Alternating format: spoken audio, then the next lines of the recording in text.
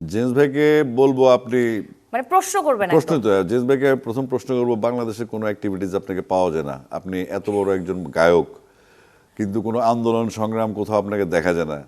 আপনার আর ফেসবুক আছে, সেখানে আপনি সব কিছু শেয়ার করেন, কিন্তু শিল্পীদের সমস্যা, দেশের সমস্যা কোনো কিছুই যাচ্ছে না, আপনার মুখ থেকে কিছু বেরোচ্ছে না। এটা আমি জিজ্ঞেস করবো ডেফিনেটলি। অনেকেই বলে যে আসিফ আকবর মানেই বোল্ডনেস, আর আপনার যে লাউড ভয়েস, আপনার যেই স্পষ্টবাদী যেই স্বভাব, হ্যাঁ, ড্যাম কেয়ার যে ভাব, তো সেই জায়গা থেকে আমার মনে হয় আপনি যদি হট সিটে বসেন তাহলে মানে প্রেজেন্টারের সিটে, হট সিটে, এবং আপনার সামনে যে অতিথি থাকবে তার তো ঘাম ঝরে যাবে, কারণ আপনি যে প্রশ্ন করবেন, ও মাই গড।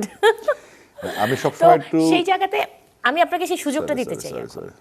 আচ্ছা, আমি সেই সুযোগটাও দিতে চাই যে মনে করুন আপনি সেই হট সিটে আছেন, আপনার অতিথি কারা সেই তালিকাটাও আমি দিয়ে দিচ্ছি, আপনি শুধু প্রশ্ন করবেন, একটা করে প্রশ্ন করবেন, বলবো? বলো। ওকে। আমার আপনার প্রথম গেস্ট সঙ্গীতের জেমস, মানে জেমস ভাই, তাকে কি বলবেন? জেমস ভাইকে বলবো আপনি মানে প্রশ্ন করবেন প্রশ্ন একদম। তো জেমস ভাইকে প্রথম প্রশ্ন করবো, বাংলাদেশে কোনো অ্যাক্টিভিটিস আপনাকে পাওয়া যায় না, আপনি এত বড় একজন গায়ক কিন্তু কোনো আন্দোলন সংগ্রাম কোথাও আপনাকে দেখা যায় না। আপনার আর ফেসবুক আছে, সেখানে আপনি সব কিছু শেয়ার করেন, কিন্তু শিল্পীদের সমস্যা, দেশের সমস্যা কোনো কিছুই যাচ্ছে না, আপনার মুখ থেকে কিছু বেরোচ্ছে না। এটা আমি জিজ্ঞেস করবো ডেফিনেটলি। ওকে। এবারে চলচ্চিত্রের নায়ক নায়িকা দুজনের নাম বলবো। প্রথমে যদি বলি শাকিব খানকে পেলে আপনি কি প্রশ্ন করবেন হট সিটে বসে? সাকিব খান তো আসলে আনপ্যারাল, বাট তাকে আমি আহ, কঠিন প্রশ্ন। ও, আমি কঠিন প্রশ্ন করে ফেলছি। সাকিব খানের করবো, ও শাকিব খানকে কি সাকিবকে বলবেন? কি বলবো? সাকিবকে বলবো যে সাকিব তো প্লেব্যাক থেকে আসছে, তো প্লেব্যাকের একটা স্টাইল আছে, একটা হল থাকে, ওই হলের মধ্যে ভরপুর গম গম শব্দ থাকে। প্লেব্যাকে যেটা ব্যাকগ্রাউন্ড মিউজিক বা প্লেব্যাকে যারা গায় তার একটা লাউড বোল্ড থাকে। তো সাকিব খান যেই ফিগার, 5-6 ফিট লম্বা, আর তার গানের সাথে ছোট্ট ছোট্ট ভয়েসগুলো যখন যায়, তখন সাকিবকে জিজ্ঞেস করবো, আপনি যখন ডায়লগ দেন একরকম, গান গাওয়ার সময় আলকা মেইলি হয়ে যায়, চিকন গলার। তো যেখানে এন্ড্রু কিশোর গেয়ে আসছেন, মিলু ভাই গেয়ে আসছেন, হাদি ভাই গেয়ে আসছেন, আমি গেয়ে আসছি, তো বর্তমানে সাকিব খান আপনি তাদের সাথে গান গাচ্ছেন, ওই টোনটা তো আপনার সাথে যাচ্ছে না, আপনি কীভাবে এনজয় করছেন?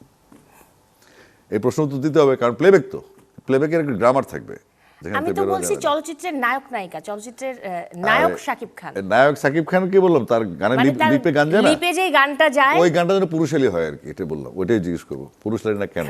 আচ্ছা, একটা ঠিক আছে। নায়কের গলা যদি চিকন যায় নায়িকার মতো, তাহলে নায়িকার গান আর মানে- নায়কের ভয়েস কাছাকাছি হয়ে গেছে। হ্যাঁ, আচ্ছা এটা সাকিব আচ্ছা, খান যায় না। আসিফ ভাই আসলেই আপনি সেরা, এইভাবে কখনো ভাবিনি, সত্যি আপনি সেরা এই জায়গাটাতে। যদি বলি মানে একটা 6 ফুট লম্বা নায়ক যদি মেয়েলি গলায় গান আসে স্ক্রিনে, এটা হয়তো কিছুদিন থাকবে, কিন্তু পরবর্তীতে মিলে না, অস্বাভাবিক লাগে।